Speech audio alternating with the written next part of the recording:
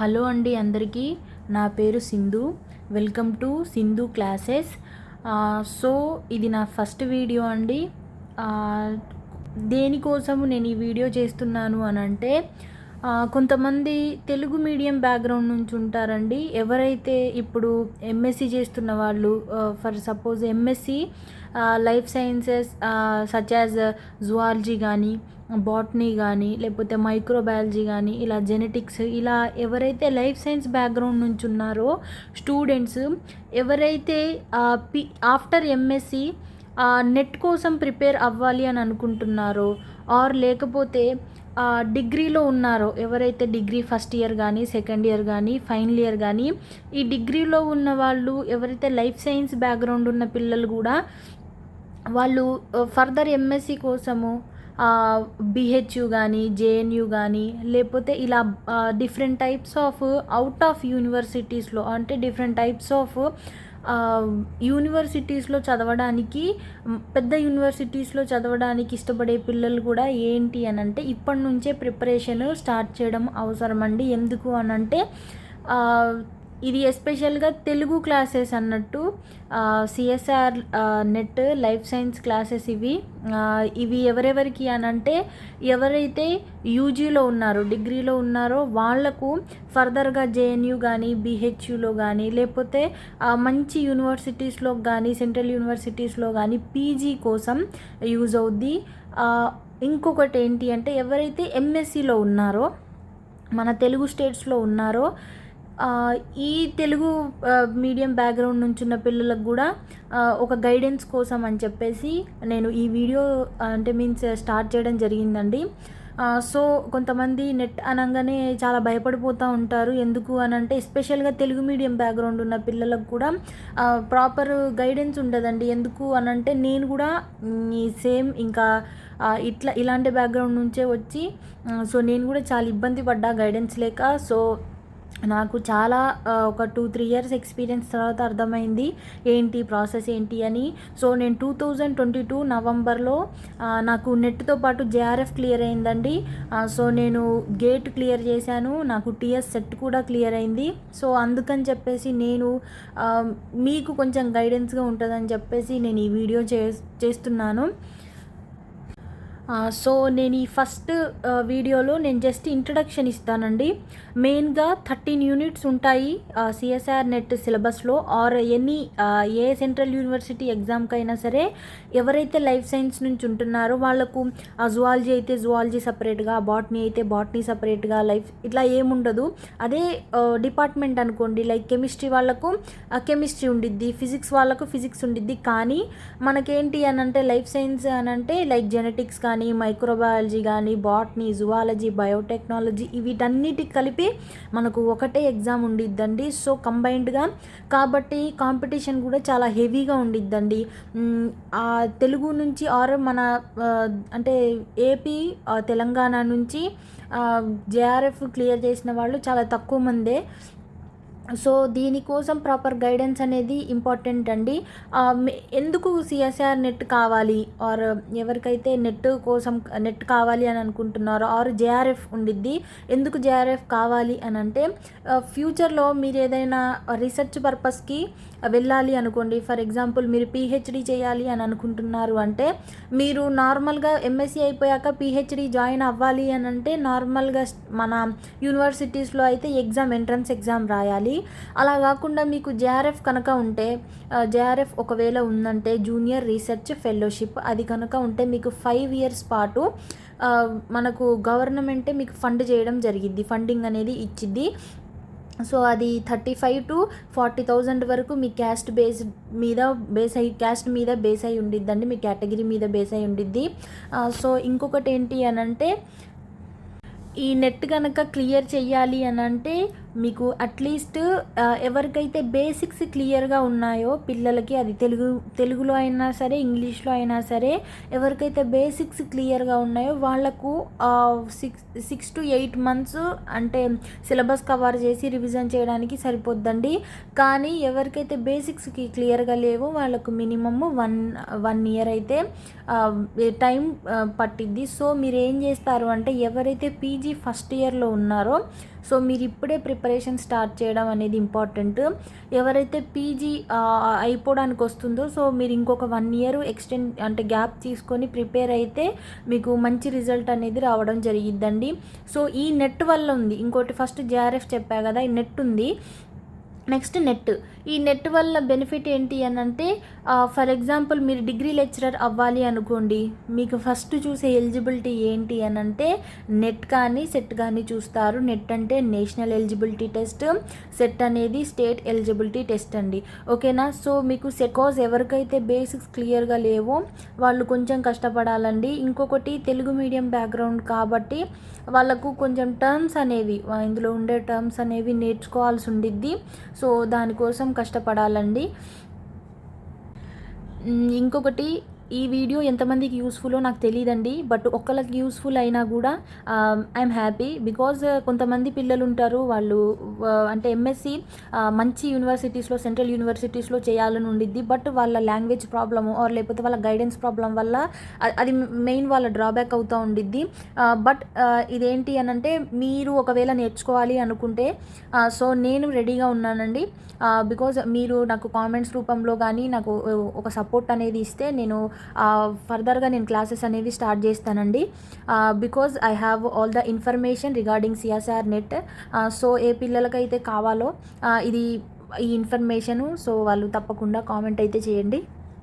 Okay. మొత్తం CSIR net సిలబస్లో total 13 topics అనేవి ఉండడం జరుగుతాయండి. సో అందులో మెయిన్గా మీరు ఒక 7 to 8 టాపిక్స్ కానీ మీరు పర్ఫెక్ట్గా ఉంటే సో మీకు ఆ నెట్ అనేది కష్టమేం అవ్వదు. మీరు ఈవెన్ జేఆర్ఎఫ్ కూడా క్లియర్ చేయొచ్చు. ఓకేనా. ఫస్ట్ యూనిట్ వచ్చేసి బయోకెమిస్ట్రీ అండి. బయోకెమిస్ట్రీలో మెయిన్గా 10 ఇంపార్టెంట్ టాపిక్స్ అనేవి ఉంటాయి.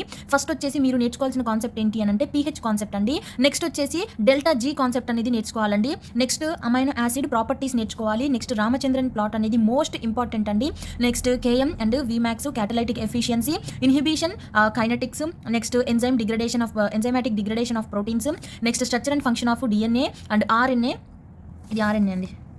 ఓకేనా. Next super coiling of DNA, cofactor and coenzyme, protein structure. ఆ ప్రోటీన్ స్ట్రక్చర్లో మనకు మెయిన్గా ఫోల్డింగ్స్ ఉంటాయి కదా, ఆల్ఫా బీటా టర్న్ అన్నట్టు. Alpha folding, next beta turn అనేది ఉండిద్ది.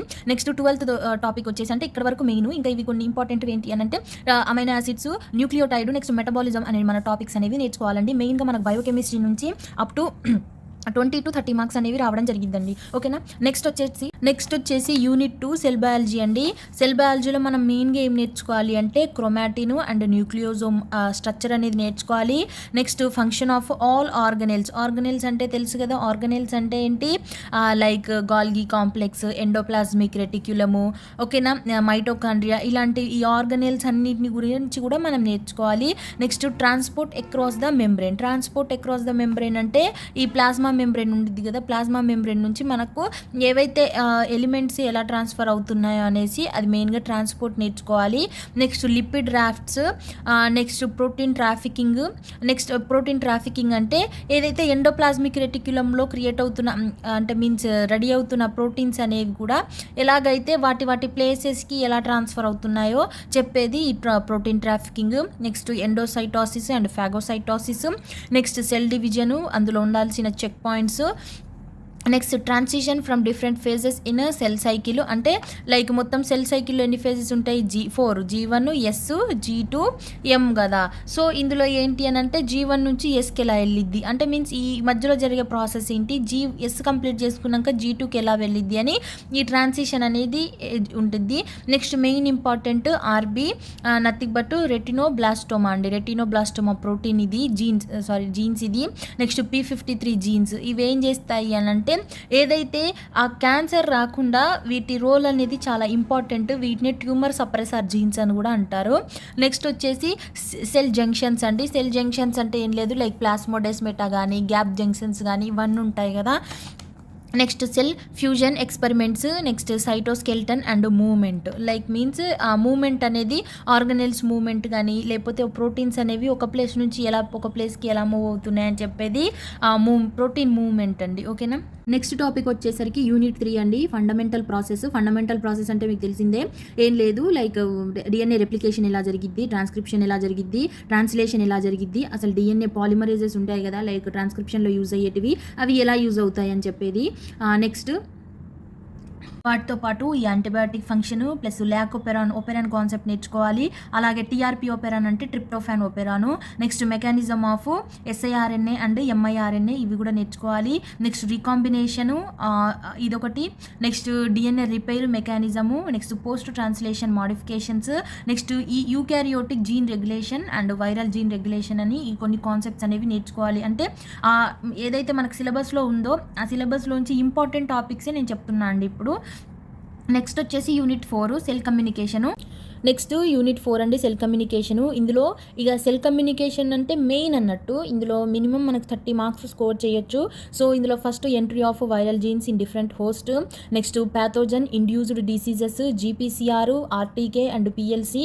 ఇవేంటి అని అంటే మనకు సెల్ మెంబ్రెయిన్లో గేటెడ్ నాన్ గేటెడ్ అని ఉండిద్ది. వీటికి అంటే ఈ జీపీసీఆర్లు యాక్సెప్ట్ చేస్తేనే మనకు అక్కడ రియాక్షన్ జరిగి ఆ గేట్స్ అనేవి ఓపెన్ అవ్వడం జరిగిద్ది.